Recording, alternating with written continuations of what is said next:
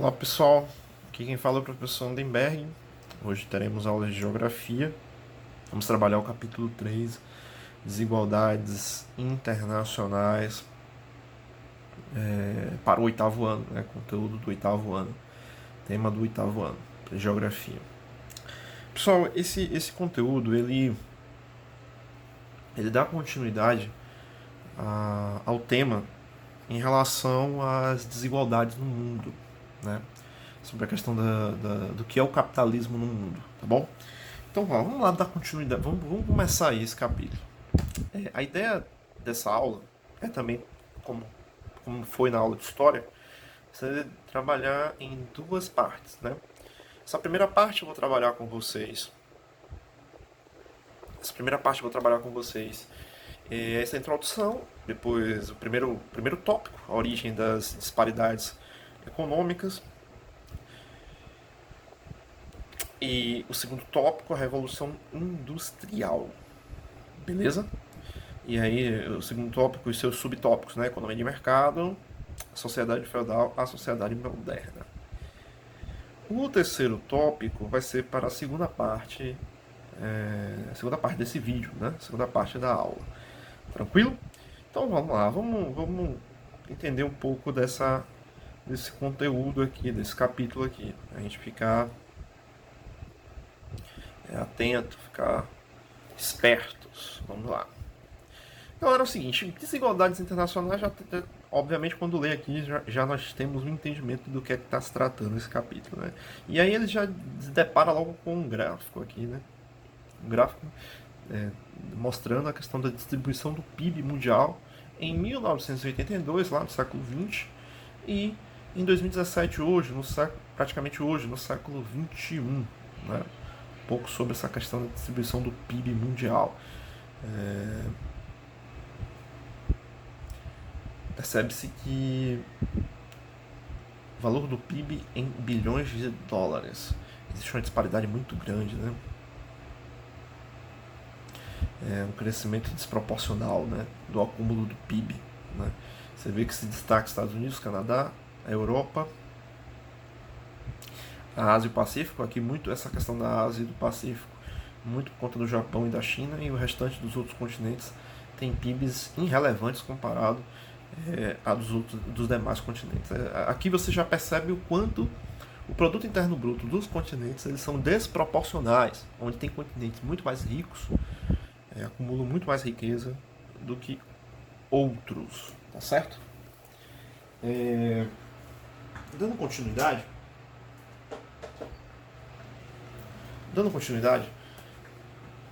olha lá, esse capítulo basicamente é isso, vai entender a questão como é a desigualdade no mundo, no globo, né? Como é que se dá essas desigualdades historicamente, como é que se formou historicamente essas desigualdades.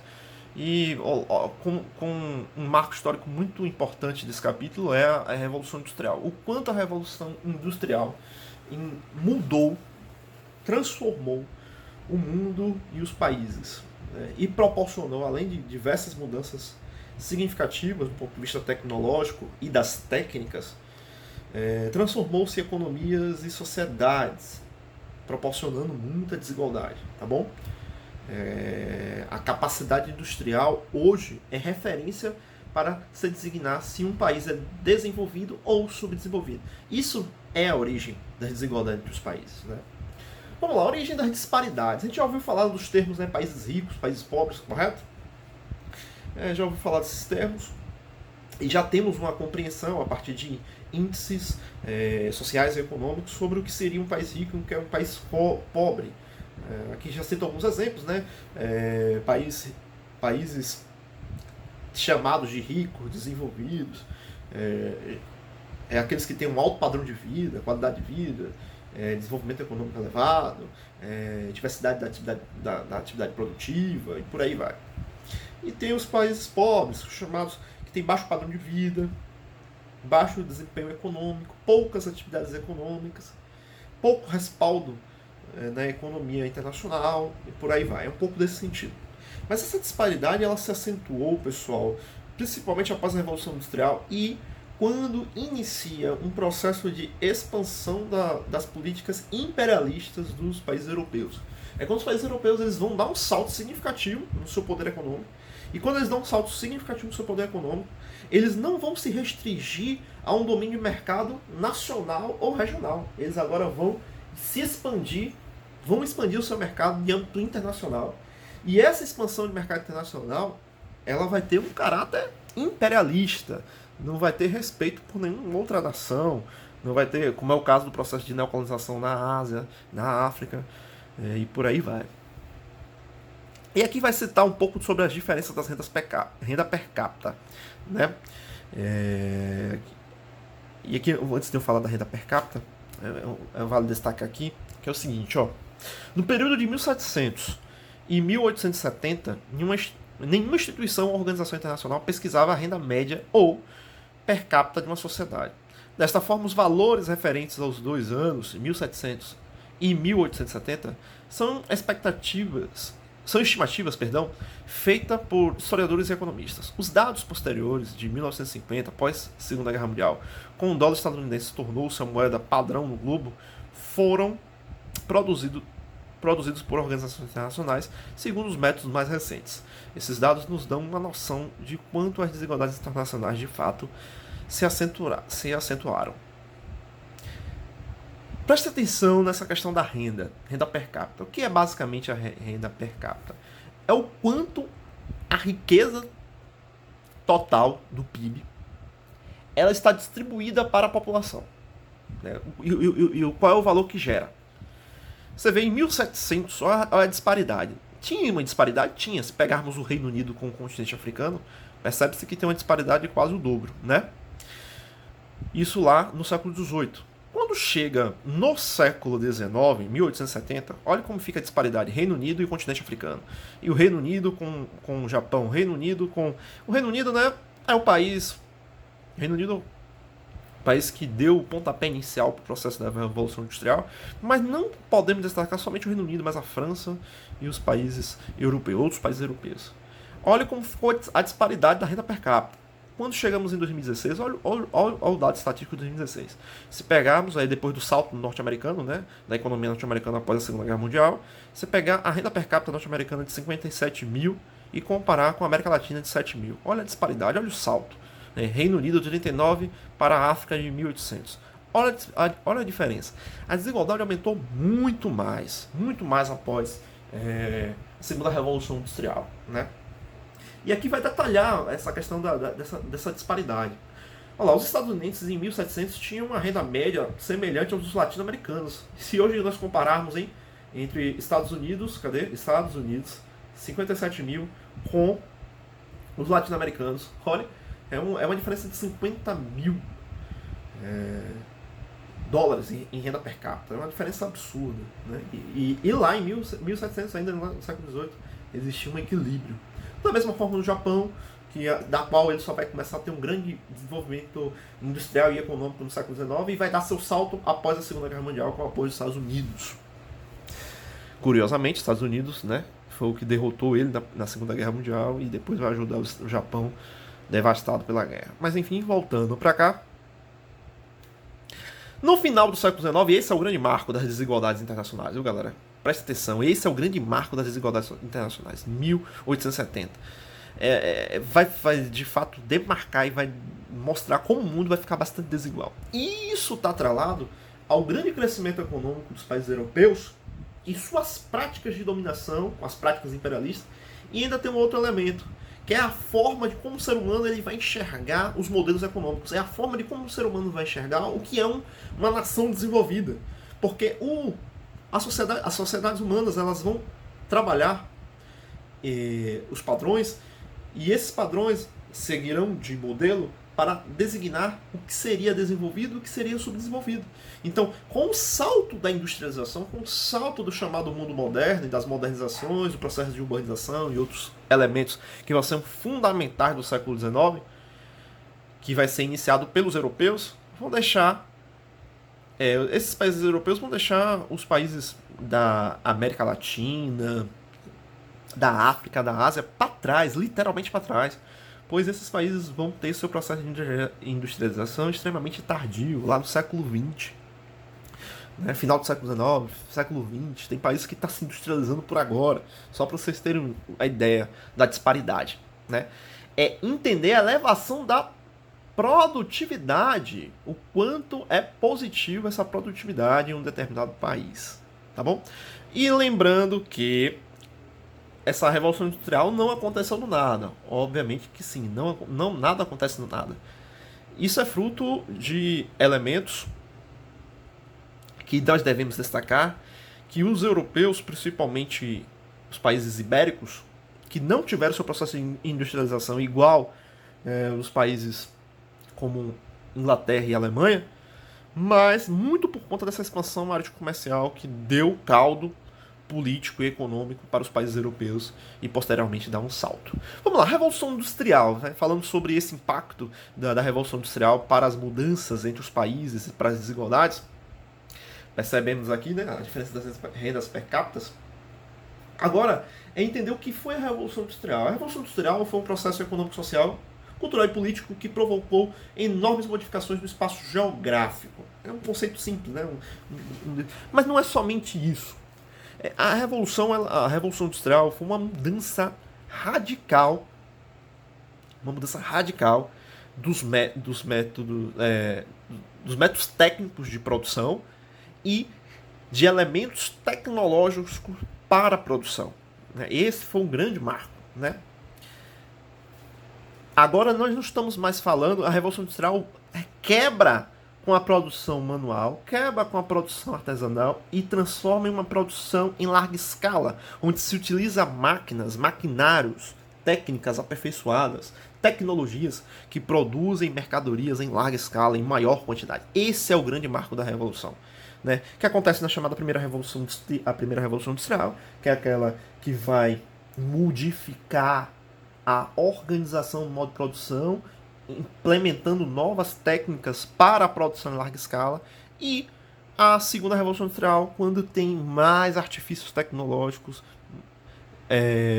elementos da pesquisa científica que vão auxiliar a uma maior extração dos recursos naturais e uma maior diversificação da atividade industrial, ampliando ainda mais a produção em larga escala.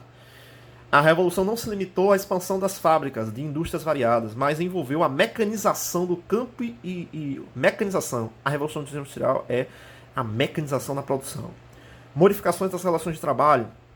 Vai surgir uma nova classe social. Essa nova classe social ela vai sobreviver da força de trabalho, que é o operariado, são os trabalhadores das fábricas.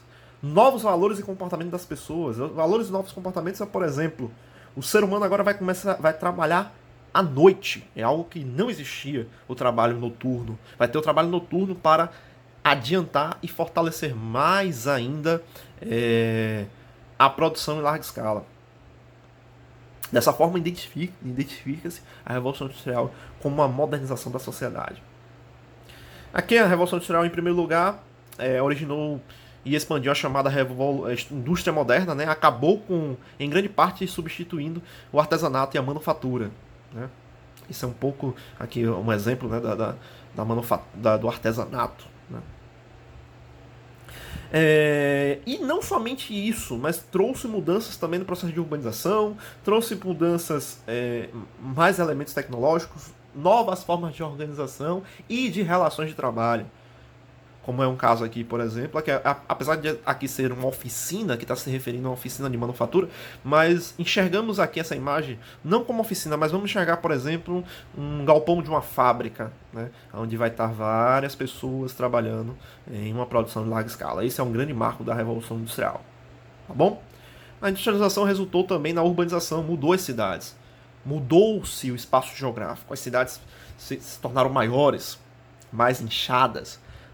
Os espaços urbanos aumentaram o fluxo e as redes, pois a indústria ela fortaleceu o comércio e os serviços. As cidades agora, no processo da pós-revolução industrial, as cidades têm uma grande importância. E isso, obviamente, esse salto da revolução industrial, da transformação na sociedade europeia e em outros países quando chega ao processo de industrialização, é o fortalecimento do capitalismo, porque essa é uma lógica do capitalismo. A forma de como se dá a Revolução Industrial, o objetivo é o acúmulo do capital. É fazer com que aqueles que detêm os meios de produção, aqueles que detêm aquela riqueza, aquela fábrica, que detém aquele espaço de produção, ele vai enriquecer mais ainda com a produção em larga escala. E aí vai ter a divisão, né, entre aqueles que são donos e aqueles que trabalham para os donos. Aí vai ter, esse é um grande marco das mudanças, da mudança social no pós-revolução industrial. A revolução industrial fortaleceu a economia de mercado. Estende-se por economia de mercado ou capitalista aquela na qual predominam as empresas particulares em que as decisões econômicas são norteadas pelo mercado. Já sabe o que é mercado, né, pessoal? Tem um conceito simples aqui, ó. Relação entre oferta, produção e procura, consumo de produtos, serviços ou capitais. Nós vivemos até hoje, a maioria dos países do mundo vive até hoje nesse tipo de modelo de sociedade, chamada economia de mercado ou também economia capitalista, onde é pautado, acima de tudo, o principal objetivo das empresas, o principal objetivo das empresas particulares ou também chamadas de empresas privadas é buscar o lucro. Por isso que se produz em larga escala, por isso que se produz ou se busca recursos naturais a qualquer custo, por isso que se nós analisarmos friamente, é até um modelo econômico de forma irracional, que não percebe o quanto a forma de extrair os recursos de forma descabida prejudica o meio ambiente. Né? Isso foi uma marca desse processo da Revolução Industrial também. Essa economia é voltada para o comércio. Né? E obviamente, quando se produz e vai para o comércio e vende, se estimula o comércio e por aí vai. Costuma-se dividir a sociedade capitalista em duas classes sociais: a burguesia e o proletariado. A burguesia, no início, era constituída principalmente por comerciantes, isso lá na Idade Moderna. Depois passou a incluir também industriais, banqueiros e empresários, que já é no século XIX. Século XIX, século XX, século XXI. Ou seja, é a classe, o que é a burguesia? É a classe composta dos donos de empresas ou dos donos de meios de produção, armazém, fábricas, bancos, etc. E quem é o proletariado? Quem é o operariado ou os trabalhadores industriais? Por sua vez, é formado por aqueles que não possuem os meios de produção. E eles sobrevivem vendendo sua força de trabalho e eles recebem um salário. Né? Essa é a marca do mundo capitalista, né? Onde um trabalhador ele recebe o salário. Além dessas duas classes fundamentais, existem outras classes, as camadas intermediárias e por aí vai. Né? Trabalhadores autônomos, médicos, advogados, psicólogos, veterinários, camponeses ou proprietários de pequenos proprietários rurais, por aí vai. Administradores de empresas pequenas, empresas menores, aí é o chamado setor de médio. Mas agora, falando sobre o processo de transição, né? Como é que se dá esse processo de transição da sociedade feudal para a sociedade moderna? Né? Porque isso aqui é a origem do capitalismo. Aqui a gente falamos aqui, né, da Revolução Industrial. O que a Revolução Industrial intensificou? A economia de mercado. O que é a economia de mercado? É aquela economia pautada no acúmulo de riqueza, aonde esse acúmulo de riqueza ele está estruturado em uma produção em larga escala, fomentada, estimulada pelas atividades industriais e que vai influenciar em todas as atividades produtivas, dessa chamada sociedade de mercado, né? Que aí vai se dividir também em classes sociais, sociedade de mercado, com aqueles que detêm o meio de produção e aqueles que trabalham para os meios de produção. Da sociedade feudal à sociedade moderna. O capitalismo, embora tenha se iniciado timidamente no século XV e no século XVI, lá o chamado capitalismo comercial ou mercantilismo, só se tornou o sistema dominante em seu estágio pleno com a Revolução Industrial e a urbanização que acompanhou. Na realidade, ele originou a Revolução Industrial e ao mesmo tempo ganhou um novo impulso, uma maior expansão com ela. Antes do capitalismo, havia na Europa o feudalismo. A transição do feudalismo para o capitalismo foi um longo processo que durou cerca de 3 séculos. Mudança de um regime econômico, social, não é de um dia para a noite. Você vê aqui, ó, como é que se deu o processo de transição do feudalismo para o capitalismo? Durou 300 anos, né? Basicamente 300 anos. O processo de transição do feudalismo para o capitalismo é chamado de mercantilismo, né? Chamado de capitalismo comercial. O feudalismo, pessoal, foi uma marca que se deu lá no fim do Império Romano, constituiu basicamente uma economia pautada na agricultura, em uma relação de servidão entre aqueles que detinham as terras e aqueles que trabalhavam para as terras, não em troca de um pedaço de terra ou em troca de produtos agrícolas e por aí vai. Mas lógico que eu estou falando de forma geral, porque em cada região da Europa foi tratado o feudalismo de uma determinada maneira. O feudalismo não foi homogêneo, tá bom? Mas a questão é que o feudalismo ele vai começar a se enfraquecer quando há uma fomentação do desenvolvimento comercial protagonizado pelos grandes comerciantes e pela, vamos dizer assim, a chamada burguesia emergente. Era aqueles, a burguesia, o termo burguesia vem dos chamados burgos, era aqueles indivíduos, mercadores, comerciantes que ficavam aos arredores das cidades medievais vendendo mercadorias. Isso fortaleceu mais ainda as feiras, se ampliou esse mercado, vamos dizer assim, medieval, que não só estava se restringindo às atividades agrícolas. Esse foi o salto, vamos dizer assim, e a ruína do feudalismo e o surgimento do capitalismo. Com a ascensão do comércio, a economia de mercados foi pouco ocupada no lugar da economia natural, ou chamada de economia natural. A economia natural é aquela economia que é muito pautada ainda às atividades agrícolas e pecuária.